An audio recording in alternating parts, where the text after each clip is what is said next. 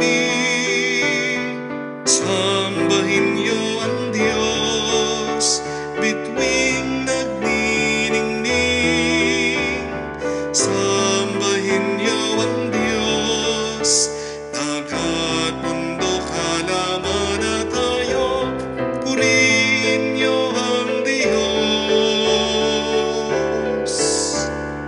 Purihin ang Diyos, kayong gawa niya, umawit ng bagong kanta. Purihin ang Diyos, kayong anghel niya, hipanin niyo ang trumpeta.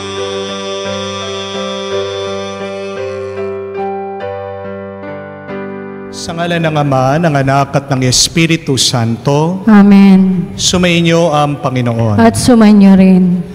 Mga kapatid, tayo ay nagpupuri at nagpapasalamat sa Diyos. Dahil sa gitna ng ating mga kapaguran at pangangawit sa buhay, palagi siya naghihintay para bigyan tayo ng panibagong lakas. Siya ang ating pahinga.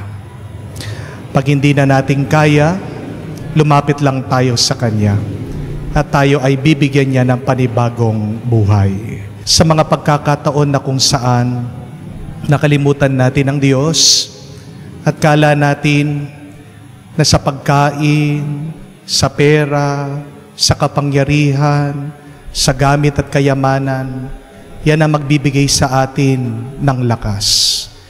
Sa mga pagkakataon na kala natin sa pagkakasala, ay magkakaroon tayo muli ng ganang mabuhay. Hingin natin muli ang pagpapatawad ng awa ng Diyos para makita tayo muli na karapat-dapat makatanggap sa mga banal na misteryo. Inaamin ko Sa makapangyarihang Diyos at sa inyo mga kapatid, na lubha akong nagkasala sa isip, sa salita at sa gawa at sa aking pagkukulang. Kaya sinasamo ko sa mahal na Birhen Maria, sa lahat ng mga anghel at ang mga banal, at sa inyo mga kapatid, na ako'y panalangin sa Panginoong ating Diyos. kaawaan tayo na makapangyarihang Diyos, patawarin tayo sa ating mga kasalanan at patnubayan tayo sa buhay na walang hanggan. Amen. Panginoon, kaawaan mo kami. Panginoon, kaawaan mo kami. Kristo, kaawaan mo kami. Kristo, kaawaan mo kami. Panginoon, kaawaan mo kami. Panginoon, kaawaan mo kami. Manalangin tayo. Ama naming makapangyarihan, nililiwanagan ng iyong masang ilaw ang mga naliligaw sa iyong pinababalik sa daan para ikaw ay matagpuan. Ang mga kabilang sa nananalig sa iyong anak ay pagkalooban mong makapagwaksi sa tanang salungat. Sa ngalang Kristiyanong sa iyo'y tinanggap upang ito ay talagang mapangatawanang ganap. Sa pamamagitan ni Jesucristo, kasama ng Espiritu Santo, magpa sa walang hanggan. Amen. Pagbasa mula sa aklat ni Propeta Isaías. Pinapatnubayan mo ang mga taong matuwid at pinapatag mo ang kanyang landas. Panginoon, sinunod ka namin at inaasahan. Ikaw lamang ang lahat sa aming buhay. Pagsapit ng gabi, hinahanap-hanap ka ng aking kaluluwa. Kapag ang batas mo'y umiral sa daigdig, ang lahat ng tao'y namumuhay ng matuwid. Ikaw ang nagbibigay sa amin ng kasaganaan, at anumang magawa namin dahil sa iyong pagpapala. Hinanap ka nila sa gitna ng hirap, ng parusahan mong ikaw ay tinawag. Ang katulad namin sa iyong harapan ay babaeng manganganak, napapasigaw sa tindi ng hirap. Nagdanas kami ng matinding hirap, ngunit walang naidulot na kabutihan. Walang tagumpay na naidulot sa bayan. Wala kaming nagawa anuman. Ngunit ang mga anak mong namatay ay muling mabubuhay. Mga bangkay ay gigising at aawit sa galak. Kung ang panong ang hamog ay nagpapasariwa sa lupa, gayon ang Espiritu ng Diyos nagbibigay buhay sa mga patay.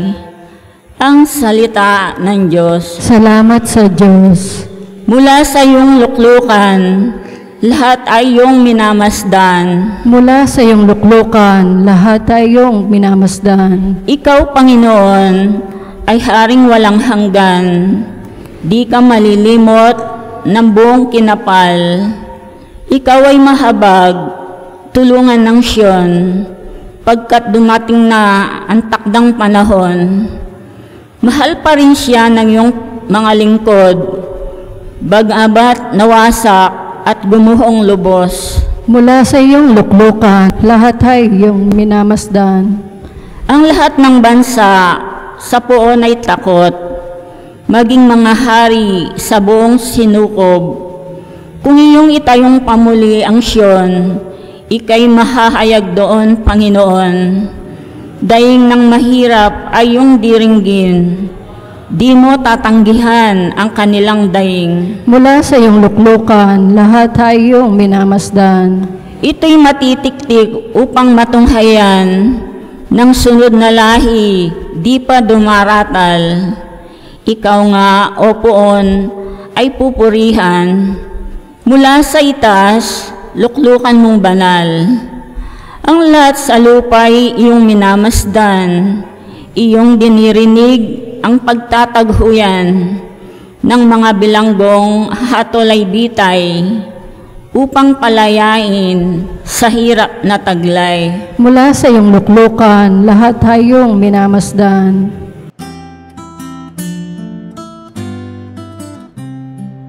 Hallelujah, Hallelujah, Hallelujah, Hallelujah,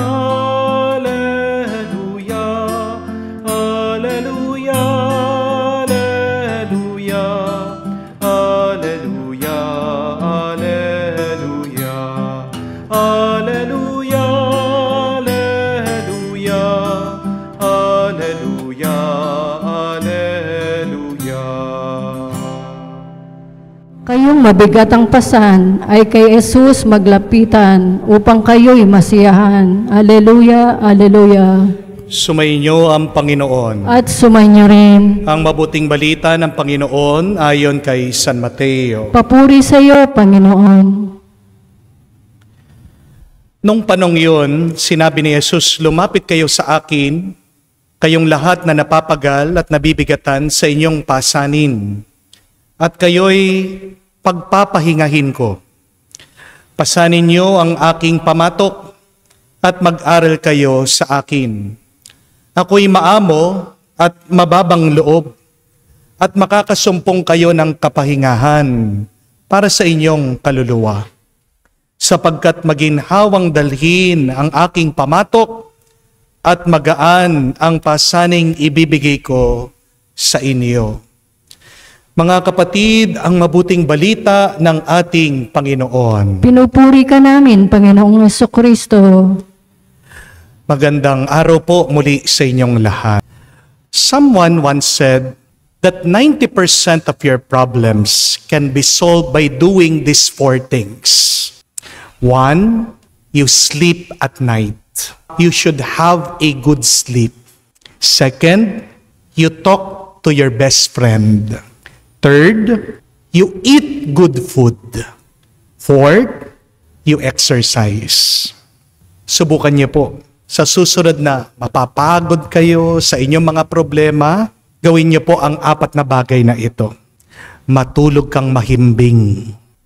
Kausapin mo ang matalik mong kaibigan. Kumain ka ng mabuti at ng masarap na pagkain. At pang-4, mag-stretching ka, mag-exercise ka, magpakapawis ka. Pero minsan, hindi niyo po ba napansin na kahit nagpahinga na tayo, bakit pagod na pagod pa rin tayo? Yung natulog ka na, kagising mo, mabigat pa rin ang pakiramdam mo. Mabigat pa rin ang katawan mo. Kausapin mo ang kaibigan mo, pagkatapos, litong-lito ka pa rin sa problema mo. Kumain ka na ng mabuti, Pagkatapos, nag-aalala ka pa rin. Nag-exercise ka, nagpakapawis ka na. Lalo ka lang napagod at lalo lang sumakit ang katawan mo. Bakit po ganon? Nagpahinga ka na, pero hindi pa rin gumagaan ang pakiramdam mo. Minsan kasi, hindi tulog, pagkain, pasyal at kausap ang kailangan natin. Ang madalas na kailangan natin ay kapayapaan ng kaluluwa. Amen? Remember that, my dear friends. Sleep, food, and entertainment are not needed when it is the soul that needs peace. Kaya nga po, 10% ang kailangan mo pa para lumakas ka. Ano? Yung magdasal ka at makiugnay ka muli sa Diyos. Amen? Sa mabuting balita, narinig po natin na pinapalapit tayo ng Diyos sa Kanya. Sabi ni Jesus, anong pangako niya? That if we come to Him with all of our burden, with all of our tiredness, He will give us rest. It is Jesus who gives peace to our souls. Come to me and I will give you rest. Ang Tagalog po ng rest ay pahinga. At tingnan niyo po ang root word, ang ugat ng salitang yon, hinga. Alam niyo po ba ang pangalan ng Diyos sa Biblia? YHW. Paano niyo po bibigkasin yon? Meron pong iba, sasabihin nila, ang pronunciation daw po ng YHW ay Yahweh. Yung iba naman po, ang pronunciation daw po nito, ang pagkabigas ay Yehovah. Pero ang sikreto daw po, para mabigkas nyo, masabi nyo, ang pangalan ng Diyos, dapat daw po hindi didikit ang inyong mga labi. Paano mo bibigkasin yung YHW? Simple lang po. Huminga ka lang. Yung paghinga po natin, pansinin niyo po. Inhale, exhale, yan po ay ang pangalan ng Diyos. Pag humihinga ka, binabanggit mo ang pangalan ng Diyos. Sa bawat paghinga mo, tinatawag mo ang Panginoon. Kaya nga po dapat, ang bawat paghinga natin ay nagiging panalangin natin. Di po ba tama naman ang sinabi ni Jesus na kapag nagdadasal tayo, hindi natin kailangan ng maraming salita para marinig tayo ng Diyos. Hindi natin kailangan ng maraming pangungusap para makiugnay tayo sa Diyos. Gusto mong mapasa Diyos ka? Gusto mong maramdaman mo ang Diyos? Gusto mong totoo kang manalangin at magdasal? Anong kailangan mong gawin? Huminga ka lang. Kung gusto mong 100% magkaroon ng sagot ang iyong mga problema, anong kailangan nating gawin? Gawin nating pahinga ang ating pagdarasal. At naway sa iyong pananalangin, nakakaranas ka sana ng pahinga. Minsan, nagkakasala tayo. Bakit? Kasi pinaghihiwalay natin yung ating pagpapahinga sa ating pananalangin. Kapag nagpapahinga ka, minsan madalas, di po ba, kinakalimutan natin ang Diyos. Pero hindi naman kailangan na pag ikaw ay nagpapahinga, ay kalimutan mo ang Diyos o lumayo ka sa Diyos. My dear friends, when you pray, come as you are. When you pray, just be who you are. When you pray, just open your mind and your heart to God. Ang dami pong mga tao, hindi po makapagpahinga dahil nag-aalala sila sa pera, sa trabaho nila. At alam niyo po ba kung ano ang leading cause ngayon ng cancer? Ano po ang leading cause ng sakit na aneurysm? Yung pagputok po ng mga ugat sa ating ulo o sa ating katawan. Nakita po yan ng mga doktor. Ang kakulangan ng tulog at pahinga ng tao. My dear friends, you will not add one more day to your life if you keep on working and working. We must learn to rest and pray. We must learn to make our prayers restful for our souls. May dahilan po ang Diyos. Bakit po inutos niya ang araw ng pagpapahinga? Dapat walang trabaho, wala ka dapat gawin para po palakasin natin ang ating katawan. Unang-una na dyan. Pero pangalawa, para bigyan natin ng tuon, ng oras, ng panahon, ang ating relasyon at ugnayan sa Diyos. Ano ang epekto ng iyong walang tigil na pagtatrabaho, walang tigil na pag-iisip? Nanghihina ang iyong katawan. At nanghihina din ang relasyon mo sa Diyos at ang iyong relasyon sa iyong pamilya. Di po ba? Pero yan ang problema. Kaya nga po alam ng Diyos, tao tayo, hindi po tayo makina. Kung nga ang makina, kailangan pong tumigil, kailangan magpahinga. Bakit tayo? Hindi tayo tumigil at magpahinga. Ang problema po madalas ng napakarami sa atin ito. Minsan, tumitigil nga tayo. Pero ang isip natin, palagi pa rin gumagana. Ang isip natin, palagi pa rin naglalakbay. Ang isip natin, hindi tumitigil. Kaya alam niyo po, meron pong bagong sakit ang mga bata ngayon. Ang tawag po nila, nomophobia. Ano po ito? Yung takot pag hindi mo nahahawakan yung iyong cellphone. Yung takot pag nawawala yung cellphone mo. Nomophobia.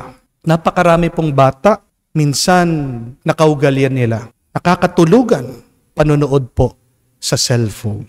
Pero ano po ang epekto nito? Napakaliit ng kanilang attention span. Napakaiksi ng kanilang memorya. Minsan, nahihirapan po silang mag-concentrate. Madalas, hindi po sila makaintindi, makaunawa ng mabuti. Saan po nanggagaling ito? Dahil po sa kulang, sa tulog at pagpapahinga. Palaging gumagana ng gumagana ang isip. But see the effect of this attachment, of what it does to us. It makes us restless. And be careful. When you are restless, you become fruitless. Pag hindi ka marunong huminto at magpahinga, hindi ka magkakaroon ng magandang bunga. Kung nga po ang halaman, kung nai-stress yan, hindi po tutubo yan. Ganyan din po sa tao. Darami ang problema mo, mabibigo ka sa buhay, kung kulang ang pahinga sa iyong buhay. Amen?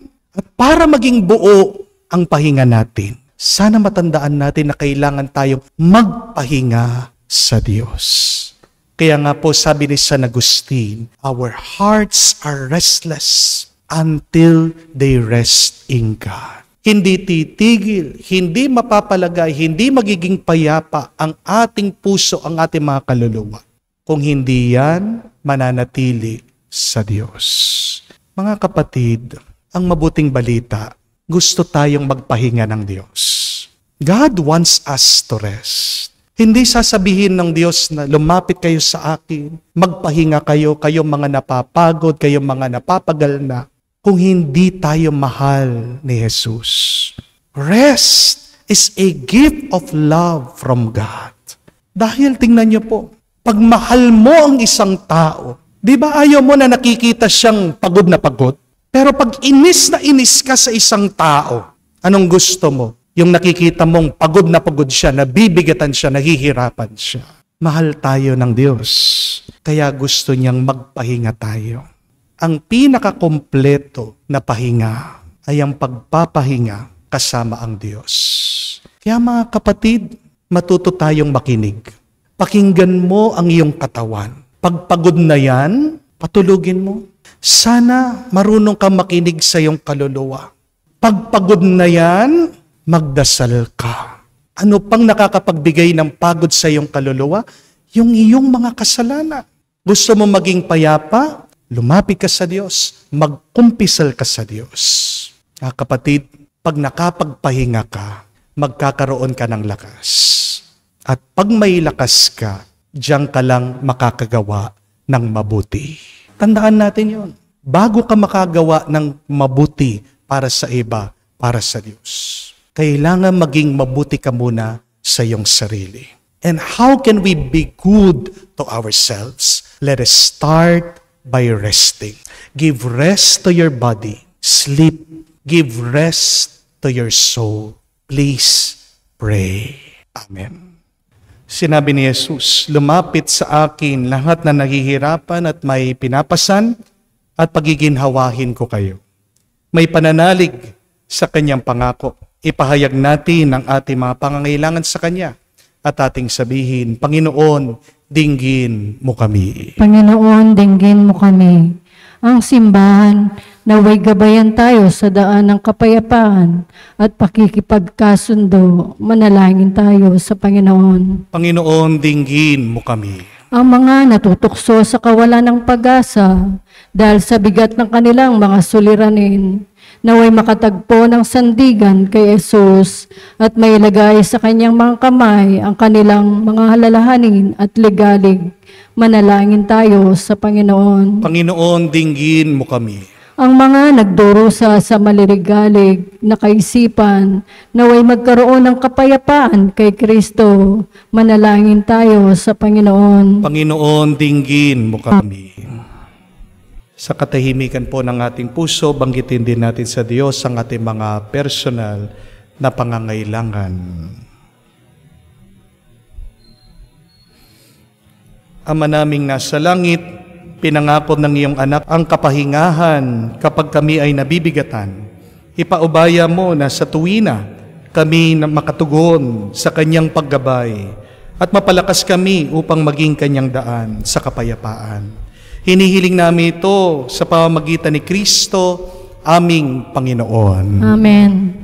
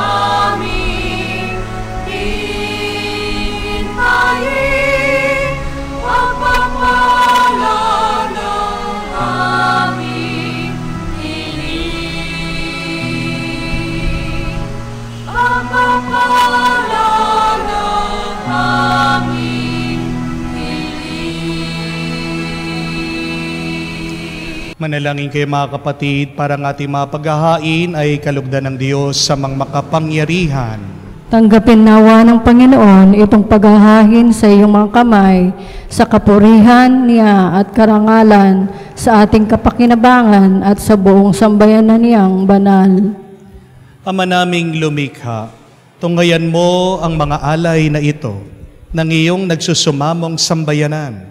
At tanggapin mo ang mga ito para madagdagan ang iyong kabanalan sa mga nananalig na tunay sa pamamagitan ni Jesucristo, kasama ng Espiritu Santo magpa sa walang hanggan. Amen. Sumayin niyo ang Panginoon. At sumayin rin.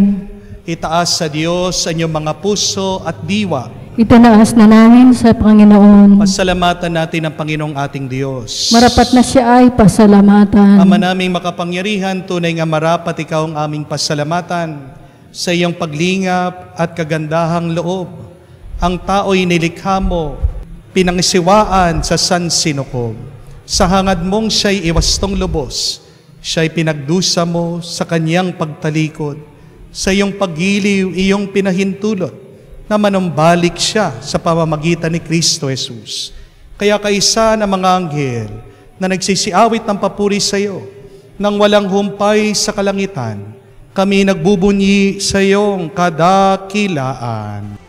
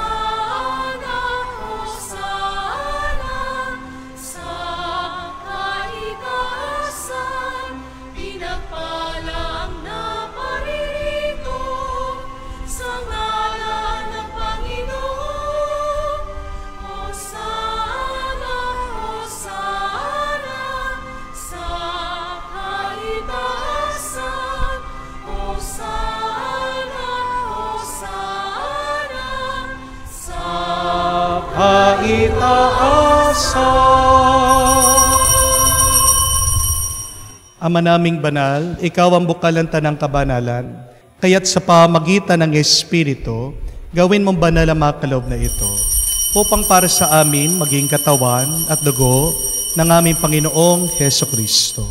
Bago niya pinagtiis ang kusang loob na maging handog, hinawakan niyang tinapay, pinasalamatan kanya, pinaghati-hati niya yon, inabot sa kanya malagad at sinabi, "Tanggapin ninyong lahat ito at kanin. Ito ang aking katawan na ihahandog para sa inyo."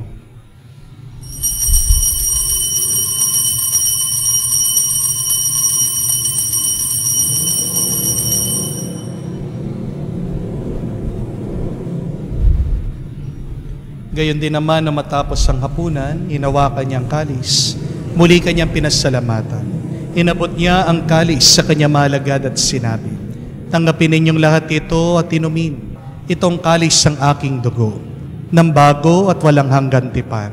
Ang aking dugo na ibubuhos para sa inyo at para sa lahat, kay pagpapatawad ng mga kasalanan. Gawin ninyo ito bilang pag-aalaala sa akin."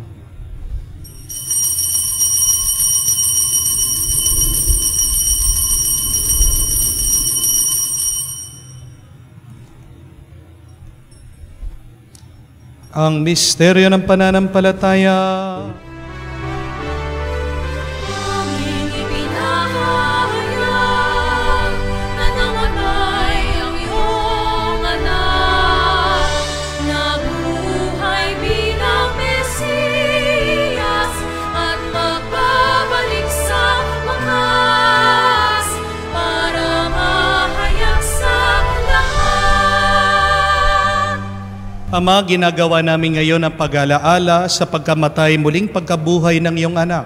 Kaya tinialay namin sa iyo ang tinapay nagbibigay buhay at ang kalis na nagkakaloob ng kaligtasan.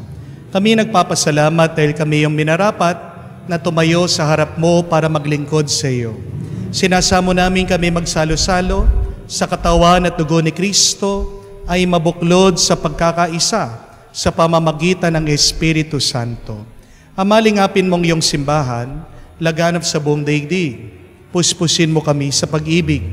Kaisa ni Francesco, aming Papa, Florentino, aming Arsobispo at ng Tanang Kaparian.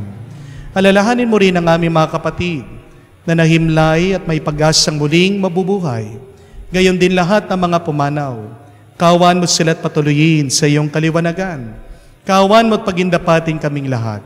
Makasalo sa iyong buhay na walang wakas. Kaisa na mahal na Birhen Maria, Ina ng Diyos, kaisa ni San Jose, kanyang maligayang esposo, kaisa ng mga apostol at lahat ng mga banal nga namuhay dito sa daigdig na kalugod-lugod sa iyo, may pagdiwang nawa namin ang pagpupuri sa kararangal mo sa pamamagitan ng iyong anak aming Panginoong Heso Kristo.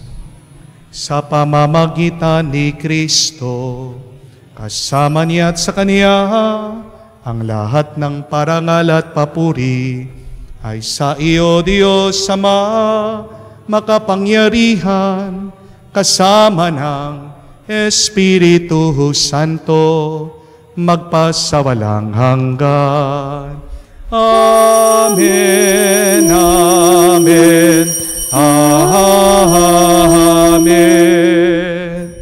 Sa nakakagaling na utos at turo ni Jesus sa Panginoon natin at Diyos, ipahayag natin ng lakas loob.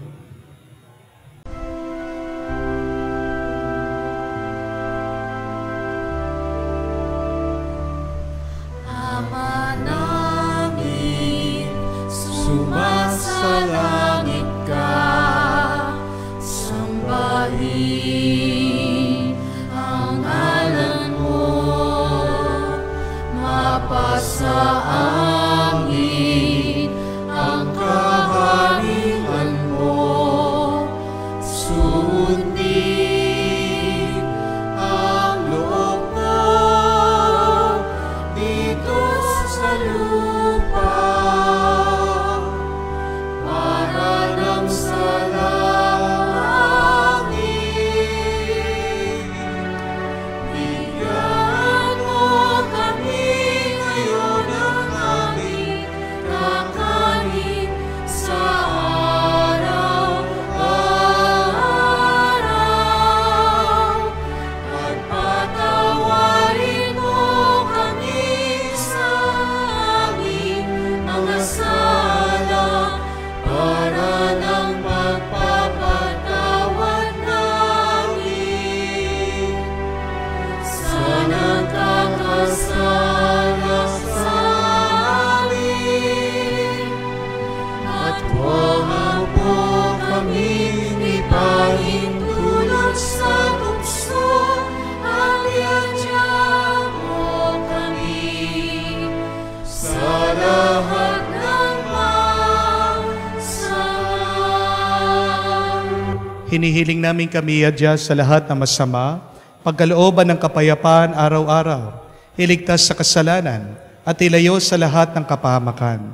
Samantalang aming pinanabikan ang dakilang araw ng pagpapahayag ng tagapagligtas naming si Heso Kristo. Sapagkat iyo ang kaharian at ang kapangyarihan at ang kapurihan magpakailanman. Amen. Panginoong Heso Kristo, sinabi mo sa mga apostol, kapayapaan ang iniiwan ko sa inyo, ang aking kapayapaan binibigay ko sa inyo. Tunghayan mo ang aming pananampalataya at huwag ang aming pagkakasala. Pagkalooban mo kami ng kapayapaan at pagkakaisa ayon sa iyong kalooban, kasama ng Espiritu Santo, magpa sa walang hanggan. Amen. Kapayapaan ng Panginoon ay laging sumainyo. At sumainyo rin. Magbigayan po tayo ng kapayapaan sa bawat isa. Isuwin niyo po, kapayapaan po sa inyong lahat. Pero ng Diyos na nag-aalis ng mga kasalanan ng sanlibutan, maawa ka sa amin, maawa ka sa amin. Kordero ng Diyos na nag-aalis ng mga kasalanan ng sanlibutan, maawa ka sa amin, maawa ka sa amin.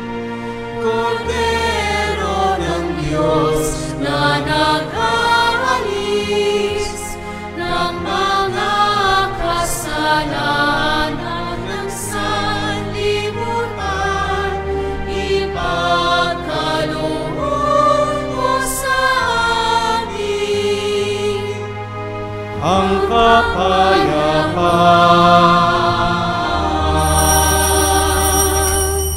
Mga kapatid, naririto ang ating Panginoong Jesucristo, ang Kordero ng Diyos, nag-aalis sa mga kasalanan ng sanlibutan.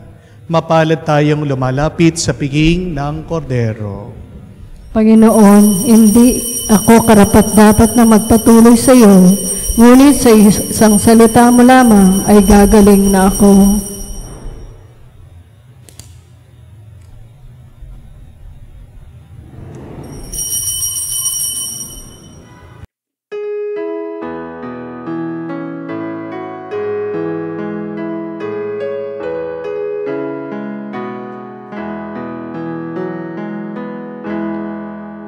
Tinanggap ko ang buhay na Diyos, puso ko ay nakalaya. Tinanggap ko ang buhay na Diyos, puso ko ay natuwa. Tinapay siya ng buhay, hinati at binigay para mangbigay buhay. Huwag mangamba kailanman. Tinanggap ko buhay na Diyos, puso ko ay nagalak. Tinanggap ko buhay na Diyos, puso ko ay natuwa. Manalangin tayo. Ama naming mapagmahal, kami mga pinagsasalo mo sa piging na banal, ay makatanggap nawa ng bungang karagdagan ng iyong pagliligtas na aming pinagdiriwang sa pamagitan ni Jesucristo kasama ng Espiritu Santo, magpa sa walang hanggan. Amen. When you are restless, you become fruitless. Kahit na anong gawin mong pagpapagod, pagsisipag, pagsasakripisyo, pagpagod ka, wala kang maraming magandang magagawa at mapapakitang bunga. Pinakamagandang paraan para makapagpahinga ay ang magdasal, manalangin. Naway sa ating pananalangin, tayo ay makapagpahinga. At pag tayo ay nagpapahinga, naway huwag nating makalimutan din ang Diyos. Naway sa ating buhay, huwag natin ilalayo ang Diyos sa atin. Dahil pag tayo ay lumalayo sa Diyos, wala tayong magagawang mabuti at maganda sa ating buhay. Kaya nga po, ang ating assignment sa araw na ito, sa oras ng inyong pagpapahinga, pagtulog man yan, panonood, pagsa-cellphone, naway maging mulat kayo, conscious, kasama nyo, katabi nyo, ang Panginoon. At di ba, pagdama mo, alam mo, kasama mo ang Diyos, hindi ka makakagawa ng kasalanan. Pag nakalapit ang Diyos sa iyo, malayo ka sa tukso. Amen? So today, as we rest with God, so that tomorrow, we may continue and we may continue to bear fruit for the greater glory of God and for the good of our family and the church. Sumainyo ang Panginoon. At sumainyo rin. Kayo ay basbasan ng Diyos makapangyarihan sa lahat, sa ngalan ng Ama, ng Anak, ng Espiritu Santo. Amen. Ang ating misa ay natapos na. Humayo kayo sa kapayapaan ni Kristo. Salamat sa Diyos.